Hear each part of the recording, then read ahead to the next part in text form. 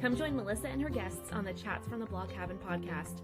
From North Carolina, this podcast will have you feeling like you've known these folks for years. Listen in as they chat about life, culture, current events, and more, all with a special Southern flair. Curl up with your favorite beverage and get ready to be entertained. Tune in now for a unique experience that's fun and insightful. What does it mean to carry one culture in your heart while learning to live in another?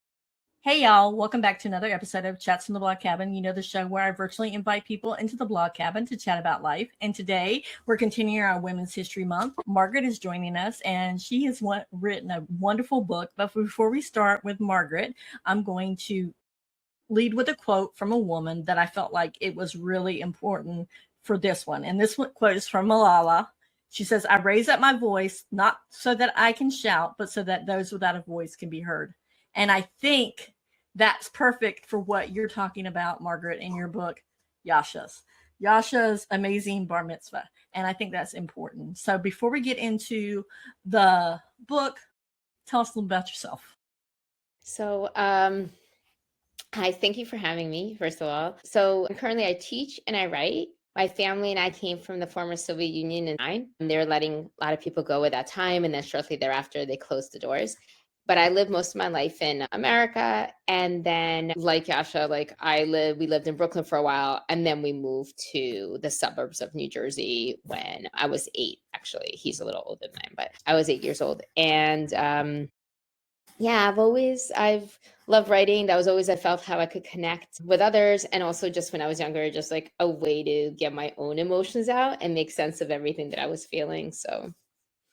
Yeah. And I will say that you could see the difference when you move from a big city like Brooklyn to the suburbs, and you're like, it's like almost like a culture shock in itself. And then you have to put on I love what you said, a hyphenated American. I love that because I've never heard that term before, but my girls are hyphenated Americans too, because they're Mexican Americans. My husband's from Mexico. So that's one of the reasons why I wanted to have you on during Women's History Month, because I feel like when we sit down and talk about other cultures, we learn and we get better appreciation for them.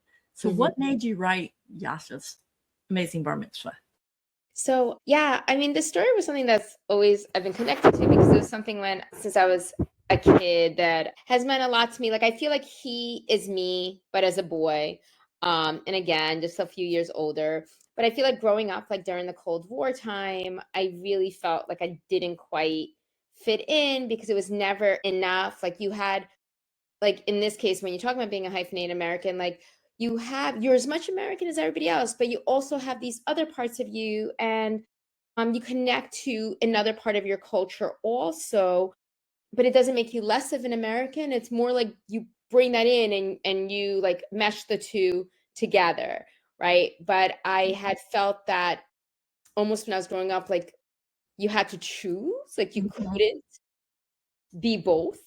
So, Yasha learns to deal with it far quicker than I did. Like for me, it took post-college to really connect and figure all that out. So and then my family stories are in there. So it's just like a really personal story, because just about my history. And of course, the Mets, which was like a big part of when everyone became a Mets fan in '86, and some people stayed and some people left, but I love the fact that you took your experiences and put them down and you switched genders, because I think a lot of times boys are more vocal about them struggling than girls are. Girls will say they're struggling, or you can tell by their hormones and stuff. But a lot of times boys just kind of stuff it down and keep it down. And I like how you changed the gender there. Thank you. Can I ask you a question? Yes. So I was like, when you're saying that, your kids are hyphenated Americans too, so were you able to relate then to some of the things, or is that anything that they've experienced with, like? 100%. When you were just talking about, trying to be one culture and then another culture, they weren't white enough for their white friends, because I'm Caucasian, white woman, and they weren't Mexican or Hispanic enough for their Hispanic friends. So they had to kind of find their own little way. And even now, sometimes they still deal with it. And they're 30, 28, and one will be 23 in May. So they're still dealing with it, even in postgraduate and graduate school and out in the workforce. They're still dealing with it. They're like, they don't understand it. So I think that's important that this book right here, even though it's written for like a middle school kid, that even an adult can read this and they can go, yes, 100%, I can identify with some of these things. So I really think that this book is great for everybody, not just if you're a Russian American, or if you're coming from the former Soviet Union, or if you're coming from Mexico or Guatemala, wherever you're coming from. If you're in here in the United States, that's important, because I can even date back my great grandmother was from Canada. So I can go back, not that far back, for immigrants. And I think a lot of people forget that our country was built on immigrants. So with Yasha, why did you decide to make him a boy? I think for whatever reason, like, he came to me as a boy. And I don't know if it was like the baseball connection. Obviously, as a woman, I love baseball too. But I guess to me, in my head, there was this struggle of him connecting with the dad. And I felt that father-son relationships are really interesting. You know, I have a son myself, and that could have been also part of it. Like, oh no, I'm really connected to my son. And I have like a boy voice in my head. So I feel there's just so many other things I could touch on with him as a boy that I felt that would have been like an interesting take on it. And I've also loved the different things that even if the person's not a hyphenated American, that they can still deal with, like teenagers, like moving to a new city, trying to fit in, having to change what they wear, change what they eat. I mean, that one right there was the biggest one. I'm like, I can see that in the school cafeteria, because I used to be a former teacher. So I saw your vision with that too. And I was like, I can see where kids are struggling with this. And they open up the book and see how Yasha handled it all.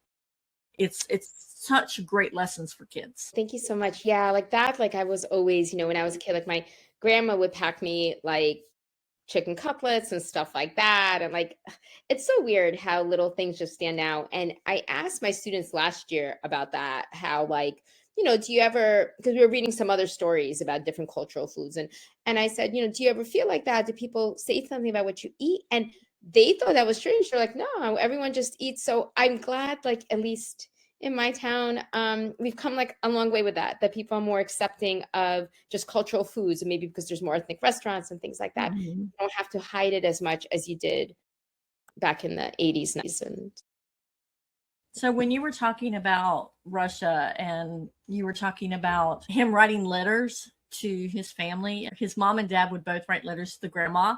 Was that something that you actually went through as well? So talk about that. Yeah, so my mom's parents came with us, but my father's parents, his dad died a few months after I was born.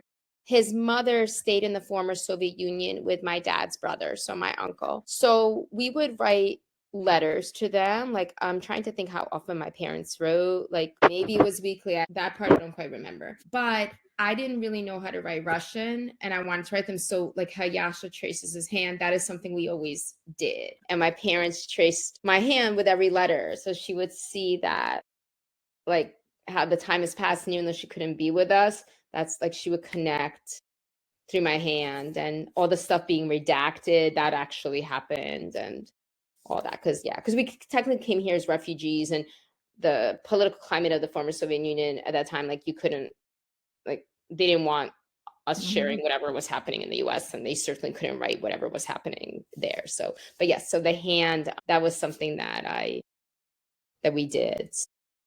I think that is so cool. And that's something that if my kids ever have grandkids, because one lives in California, I'm in North Carolina right now. So if they ever have grandkids, I want them to, I mean, if they ever have kids and I have grandkids, I want them to do that, because that would be something that you would treasure. You know, you could put it in a whole book and just go through and do that. And so you could see how far they've grown. And even when they get older, they can look back through it and say, oh my gosh, my hands were so little back then. Yeah. Did you get to see her again, or? I met her once when I was in 6th grade. They were letting people come and visit, like, for a long time. Like, everything was like closed off. So she came and stayed with us, maybe for a month or two.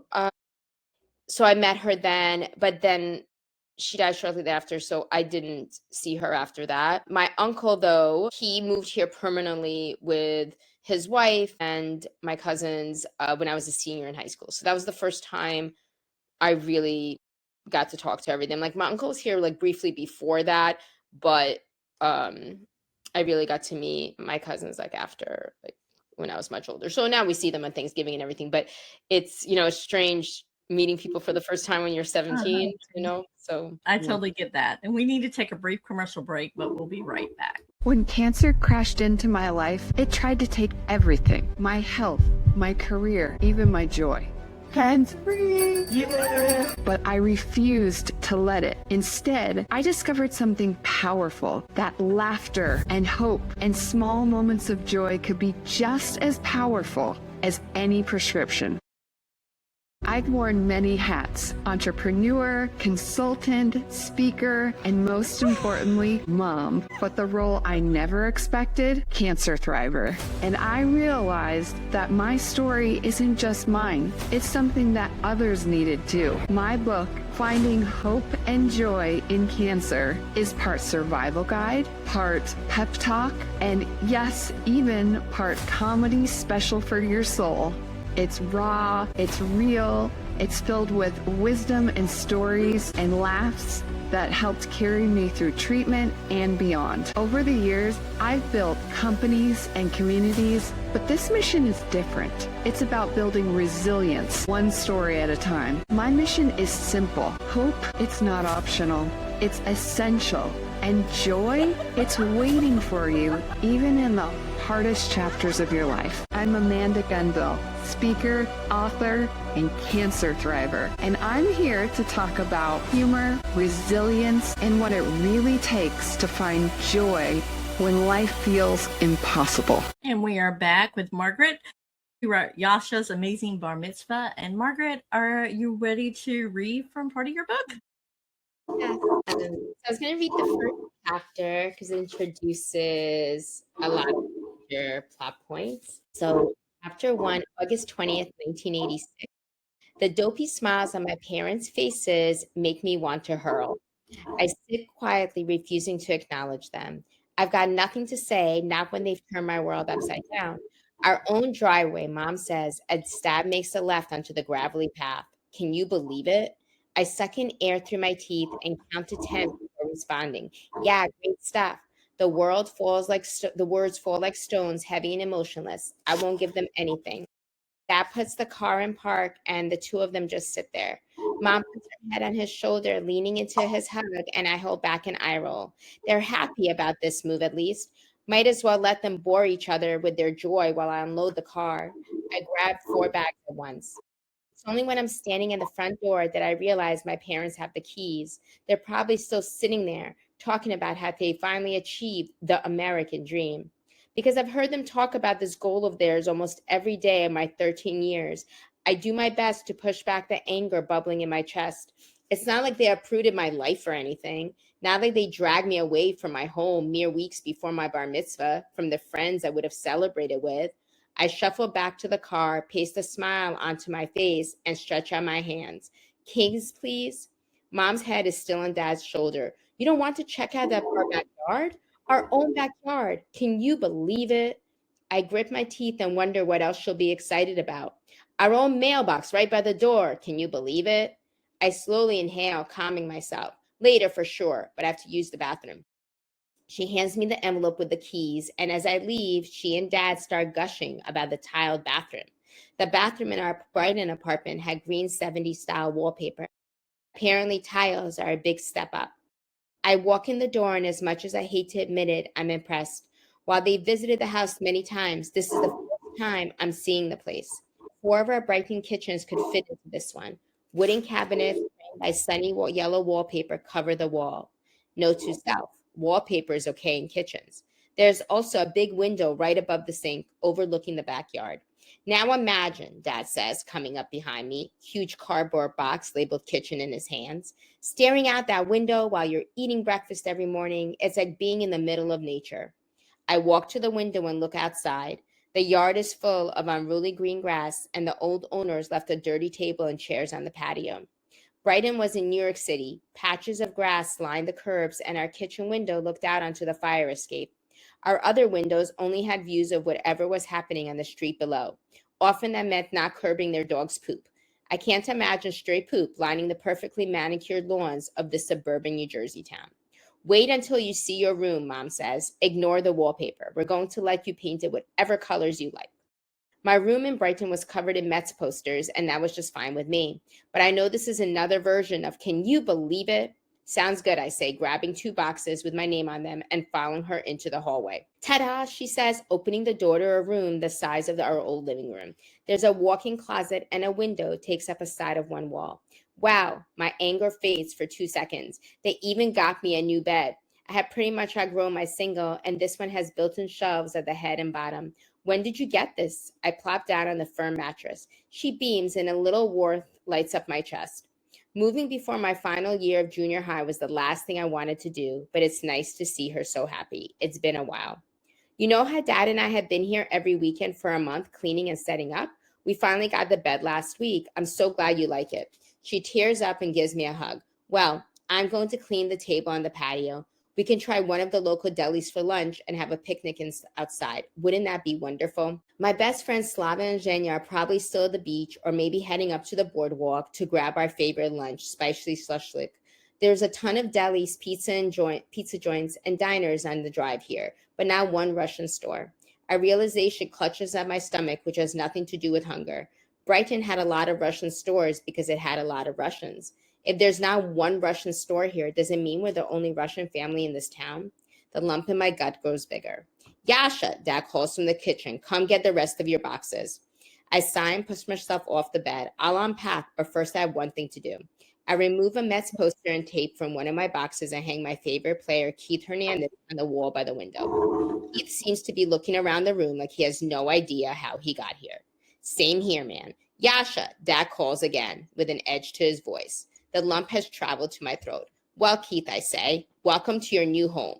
You get a big wall all to yourself. Can you believe it? And I love that so much because you see where he's first moving in. It's like immediately he's moving into a new state, and not even and a whole new experience of life, because when you live in a city, you can easily walk. You saw where he was able to go on the bus to go back to Brighton and be able to just take the subway and do all this other stuff, where the other kids that were in part of his community, the new community, were so amazed that he could actually do that. Yeah. So yeah, I thought that was like, and that's such a different thing too. And especially like in the 80s too, a lot of, if you lived in New York too, you're allowed to just, people talk about latchkey kids in general, but especially in the city, which is different from the suburbs, you go to subways, you go on buses, it's like more accepted. Yeah, I know. I was in New York last year, and I was amazed at how many school kids were coming off the subway to go to school, which was right around where our hotel was at. And I watched them every morning come and go to school by themselves with no parents around. And I'm like, wow, they definitely would not be able to live in the country kid would not be able to live in the city, because it would be culture shock, vice versa as well. Yes, definitely. Yeah. So let's talk about Yasha's friend, the first friend that he meets, who is also Russian, a Russian American, and he's trying to hide that culture. So let's talk about that. Yeah, so when he meets Alex, like he feels that I could relate to some because when I was growing up, we had like eventually when more Russian people came into the town, they were like groups and they would like to talk in Russian in school, and I wanted no part of that. Like I was like Alex in that way, not to the extreme, but like I just didn't want to draw attention to myself, So whereas Yasha, he grew up in a community where everybody, there's a lot of Russian families, and there are American families too, but it wasn't weird for everybody, right? Whereas Alex, he really feels, and I think coming from his family, because it often comes from your parents, right? So he doesn't want to be embarrassed. He doesn't want to stand out. He wanted to fit in. So especially if he was the only Russian to begin with, and now this other one comes, and like, it was like he helped everybody forget that he was different. And now somebody's there that's, was at least more comfortable with who they were at first and bringing attention. And he just doesn't want to deal with that, which, makes sense too. Like, I feel when people come from other countries, we talk so much about assimilation and, but then to what extent, right? Like you could keep follow things that American traditions and all that, but some people think that means abandoning all your other traditions too, and it doesn't have to be that way. No, speaking from meld them experience. Yeah, speaking from experience, you definitely can blend the two together to make your own kind of little culture or little subculture as well. What parts did you kind of things that you remember from your childhood that you included that was a big part of your culture? So the food, definitely, that was a big part. Because I feel food connects everybody. People often ask me, like, what do you like about your culture the most? And I was struggling with that. And I was talking to my sister about that the other day. And she's like, well, the food. And that seems like silly, I guess, but food is just such a unifying factor for people. Like it just connects people. And then you have memories that are connected to it, because it's not just the food. It's you made your food with your grandma, you sat with your family and ate the food. So the food is representative of so much more. So I feel that was a big part. The Mets, like, I never got to go to a game, but I remember in 1986, it was such a big deal because that was the first time they won the World Series since '69. Everybody just became a Mets fan at that point. It was just such Mets mania, and you just felt it. And at that point, I kind of was, me and my friends were like, oh, which player is the cutest? Like, that was like kind of our thing.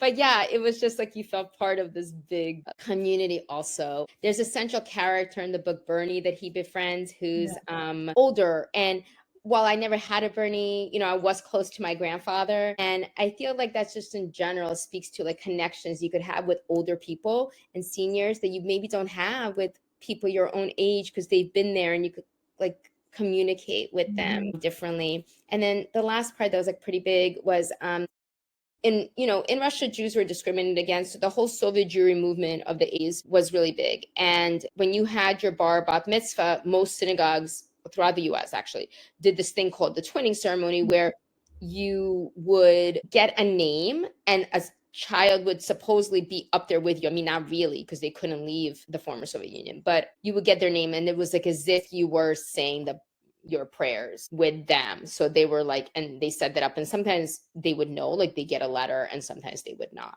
So that was one of the things that I had highlighted. It was the twinning, because I thought that was really cool, and I did not know that existed. So I thought that was really cool that you could actually go through and kind of have a little person beside you, not really, but the fact that he picks someone that the name that just he saw the name and he's like, I got to pick this person. I'm not going to tell the name because then it's going to give away part of the story.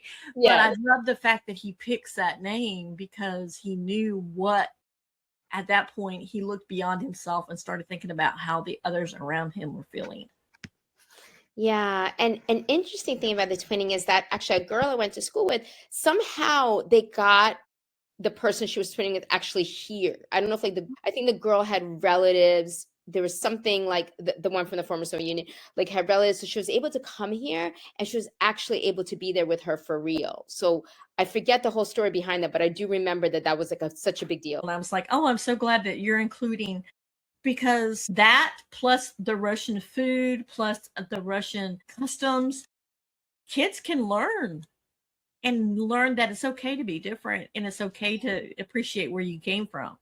And I think a lot of times now society is telling them if you're different, then that's bad. And I think these kids now can read and like, oh, I learned a little bit about Russia today. I learned about like the chocolate covered marshmallows. I don't even know what they're called. I'm not even going to butcher the name, but I loved it when the mom brings it to her and the son is like, Yasha's like, oh my gosh, Mom, what did you do? And the kids ate it up, but yet they brought it to the other family, Alex's family, and they were like, no, we don't want any part of this.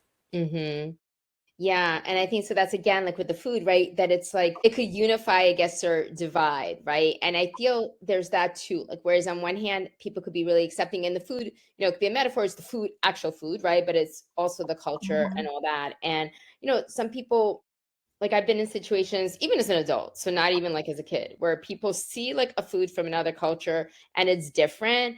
And they're like, ew, I'm not even going to try that. And even adults. And it's, why not? Like, try it. It could be, it's okay that it's something you weren't familiar with, but give it a shot. And, I feel like some of these people are reluctant to accept those kinds of differences sometimes because it's just too foreign, I guess, for them, literally, figuratively, yeah. But I feel like, right, like the food could be like, and I felt like that also showed like who's willing to accept another culture and who isn't, right? Yeah. Same like with the friends and all that, yeah. So what I also loved about it is not only did you talk about bullying, because Yasha was bullied a lot by the Alex and his friends, Yeah. but you also had that dynamic of the father-son relationship with the pressure on the father for him to play soccer, and he wanted nothing to do with soccer. He's like, I don't enjoy it. I don't enjoy it. But the dad's like, but I enjoy it with my dad. And Right. so for him to finally able to get his point across to his dad and say, look, I'm not playing. Yeah. I mean, that's important. I think, yeah, and I think that too. I feel that's so common that, you know, how parents want kids to do, whether it's a sport or play an instrument or whatever it is that was the parents' dream, and they feel it's a matter of connection. But if you step back and are like, well, what is it that my kid loves? Could I try to enjoy that too? And then we could connect at that level. I think that's important. I think people come from a good place, but I think, and you know, as a parent yourself, like sometimes you have to, I guess, step out of whatever you imagine as the perfect scenario and be in the present and be like, how can I connect with them more, right? Like it's, so I feel like that too. I feel like parents and kids have these struggles of wanting to be close, but not knowing how to be close and trying to impose their own views on their child, or even vice versa, because Yasha saw it as one thing, like my dad's forcing me to do that, and he didn't really know what it meant to his father too. So again, this like connection of this intergenerational thing, Yasha and his dad, Yasha and Bernie, like how all generations could kind of learn from each other and see how to connect. Yeah. And I also love too the fact you brought Bernie in, because like you said, it was like you hung out with your grandfather, so you kind of put him in as the grandfather figure. But it also opened the eyes to kids that are reading that, hey, maybe there are people in nursing homes or assisted living facilities that maybe don't have anybody, that maybe we should go out and start looking for things to do with them. Yeah, for sure. I also, when I was a kid, one memory I have is that we went with Hebrew school and we would sing songs to senior citizens, like in like nursing homes, like during the holiday time. And I would think like churches have do this as well, like Carol, I would think, with like senior citizens. And I don't know, I feel organizations do this less now, I feel, than they used to back then. That's another thing. Like, I think it would be really nice to have more connections of older people with younger people, and yeah, you could just learn from each other and the stories that older people could tell you, because they've lived through so much. Yeah. Yeah. So why did you decide to spend the baseball thing instead of going? You could be gone with any other sport, but you decided to do the baseball thing. And I already talked to you about this before, but why did you decide to focus on 86 and the Mets and focus on baseball? So, I mean, 86 was the last time the Mets won the World Series, right? So 69 and 86. And it was just such a time. Like you just felt it. And for a long time, so this book has been in so many different versions. Like the very, very first version was not even close. Like if you put them together, you wouldn't even be able to find what similarities were there, except for the 86 Mets. And I feel that started first before anything else. Like I just really have these nostalgic memories of that time period in history, and just how it just brought everybody together. So it started with that, actually. And then from there, I thought of everything else that went along with it. But I feel so with that, I feel baseball too. I feel like sports, right? Bring people together from all different cultures, all different lifestyles, all socioeconomic levels, whatever it is. Like sports is also this like unifying factor. And so I felt especially that, like when you're a fan, and I'm still a Mets fan, like even though like I'm, I don't just stay with the team when it wins. I'm hoping they'll win again before I die. But so, but they're, I love watching them. I like the players, and so this story started with the 86 Mets, and such a pivotal thing in the book too, him trying to get the tickets, and I just thought that'd be such a fun thing to throw in there too, and just like how, yeah, this jubilation people feel when their team is at the top, right? And really trying. Also, the 86 Mets too, they were the underdogs. People didn't think that they could really win. Like, people didn't even believe in them. They're like these like team of like different misfits, like different things. They're great players, but people just didn't think of them in that way. And so I think that team is special for that reason as well. And, Yasha is kind of the underdog too. But yeah, the book started with the Mets, and then I built around that. So I love that. And I told you before we came on that it brought back memories of sitting in Fenway Park with my dad, because my dad was from Massachusetts, and sitting in Fenway Park in the nosebleed section, but we always took in games every summer. We would go from North Carolina to Massachusetts, and he would always get tickets, and we would always sit there together. So it brought back memories of my dad. I could see Yasha and his dad sitting next to me and my dad when we were through this. And it just made my heart so happy, because that's one of my fondest memories of my dad, is when I was little and taking us to the Fenway Park to see the Boston Red Sox. So I thank you for writing that, and so they're relating and bringing back those happy memories for me as well. Oh, I really appreciate that. I'm so glad that you were able, that you connected with that and felt that. Thank you. And then there was another thing that there's a couple of things that you said that the dad was like, Yasha was saying, it's not really about spending time with me. It's about spending time on your terms, not my terms. Just moving here was on his terms. Like, he had no input on anything that his parents did. They just said, okay, we're moving. It's supposed to be a better life. And after he can see it was a better life for his mom, because his mom was really engaged in trying to meet people and everything else. But I think his dad struggled too, moving to the new place. Yeah. I think that those kinds of things, right? When families make decisions, they do it for what is, they feel the better reason for their family and everything. But, there's collateral damage along the way. And just like for children, you want the best, right? But sometimes how that happens, there's things that occur. And yes, so I think I felt like with the parents, right? So rarely do parents move and then ask their kids' opinion. That's how it is, right? But I think while they move for like a better life, like even when people make changes, right? So first they moved from the former Soviet Union, then they moved again. I mean, you're uprooting yourself and your family multiple times for something better, but it's hard too, right? And you hope though that whatever happens will pay out. So I feel like, it was like difficult for the parents too, but they felt that the payout would be greater. And yeah. And there's also a line that says, best friends aren't formed in a day.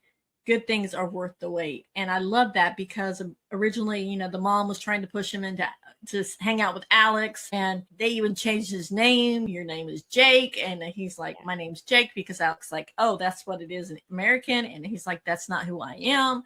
But he just went along with it until the end, where he did find his good friends. And they weren't the people that his parents were pushing him to be friends with. Yeah. And because I think too, again, like, you don't know as a parent too, like, who is you see like the surface, right? And you see the outer, and you're like, oh, well, this would make sense logically, because you're Russian, they're Russian. These people seem like, we know their family, they seem good. So it takes time, I think, to realize. And I think, again, like, as parents, we do our best, but sometimes, you don't know. Like, and I guess too, on Yasha's end, he wasn't really open with his parents about his feelings. So how could they really know also? So, and with friendship in general, like, even as adults, right? Sometimes we get surprised by who we connect with. Like, there's people who we think we should connect with on paper. And then we hang out with them and we're like, oh no, this doesn't, it may look good like on paper, but it doesn't quite work. And then you find these people who you didn't think you would connect with, and it just happens. So, do you have any more books coming out? So coming out, not yet. I'm working on different things.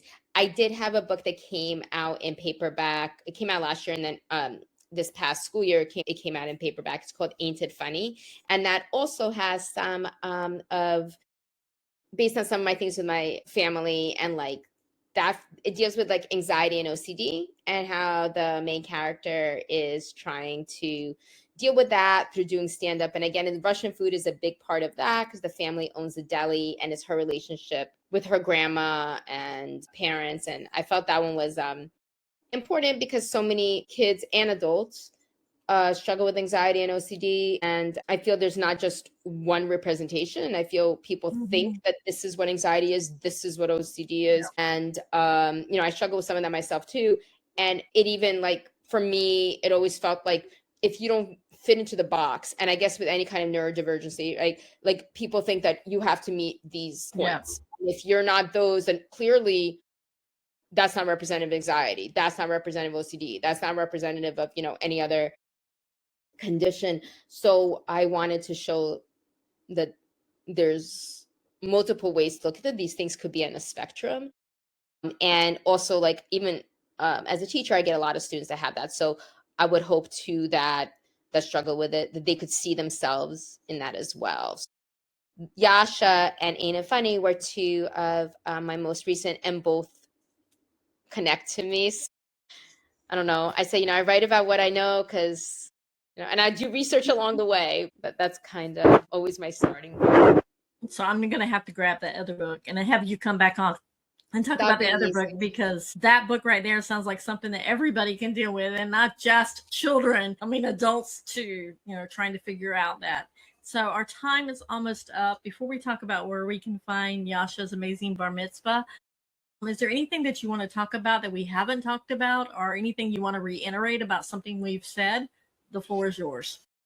I feel like we touched on the main points. I think that one of the things that's really important, I feel, always be proud of who you are. Chase your dreams. I feel like the Mets chased their dreams. Yasha really tried to go after what he wanted in terms of the tickets. And I just feel that their Mets slogan, which was "You gotta believe," I think that's just like all encompassing, because if we believed in ourselves and who we are, we could just offer so much more to everybody else. And where can we find Yasha's amazing bar mitzvah? So if you have a local indie, I would love that. Definitely support your local indies and get the book from that. But it's also available on Amazon. It's available on Penguin website. And if you go to my website, margiewrites.com, you could see also links to places to get it, along with some info about me and pictures of me as a toddler, which are great to look at. Thank you, Margaret and Margie, for coming on and for sharing, for writing this beautiful story, for bringing back memories of my dad as well in the Red Sox. And just thank you for this. Thank you so much for having me. And like, this has been such a great conversation. It was so wonderful that you connected with the book, and just was great to talk with you. Thank you. And I will say that when I was reading the book, I did not want to put the book down. I got through it, I think, in like 2 days. I just was reading it. So it was a quick read, but it was such a great read that you didn't want to put the book down as well. So guys, I will put in the show notes where you can find Margie, as well as where you can pick up the Yasha's amazing bar mitzvah. And I think I will also link to the other book too that we were just talking about, because I think that's pretty cool. So until next time, guys, if you know someone that would like this episode, please share it, like, and subscribe. Until next time, bye guys.